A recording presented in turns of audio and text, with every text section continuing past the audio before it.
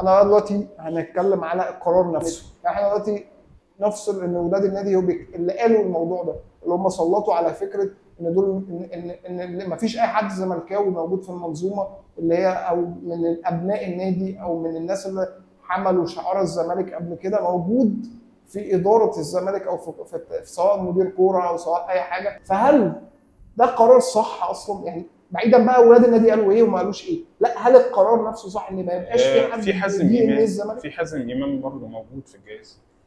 وفي طبعا عبد الناصر محمد، وما بيقال ان هو شخص زملكاوي. يعني هو طبعا مش من ابناء الزمالك ولا لعب للزمالك، بس هو بيقال ان هو شخص زملكاوي.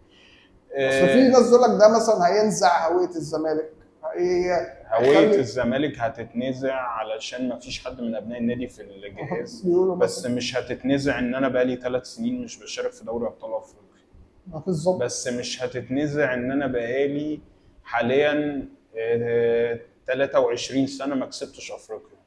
بقالي 23 سنه ما وصلتش سيمي فاينال غير 3 مرات.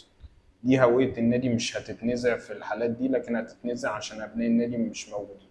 طب انا عايز اسال سؤال، هو انا مش ده كان في فترات بيتعين ناس اهلاويه في جهاز الزمالك؟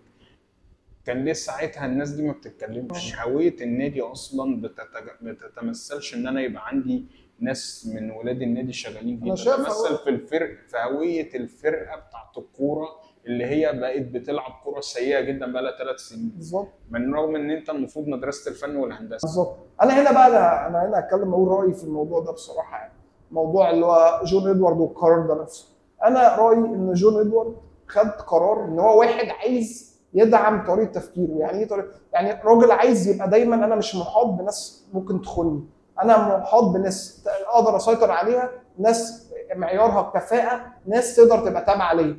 ودي حاجه انت لازم كزملكاوي كتجربه جديده تدعمها. ده رايي. يعني انت مهما كان الراجل ده انت مختلف، انت محتاج واحد مثلا يبقى جاي معاه جديد زملكاوي مش عارف ايه، انت عايز تدعم التجربه. بس هو في النهايه قرار خطير ان انت مع يعني انت كنت ممكن مثلا ما تخشش مثلا تقول كل ولاد النادي دول مع السلامه، شكرا انتم ولا واحد فيكم يسوى بالنسبه لي وهجيب ناس جديده غيركم. كنت ممكن تسيسها شويه، يعني تعمل علاقات مع ناس جديده في بيئه جديده، فاهم؟ تخش مثلا تبقى في تكون علاقه مع واحد من ابناء الزمالك من هنا من هنا من هنا هو بص، هو وتشد. يمكن قال لك انا مش هقدر افلتر. بالظبط.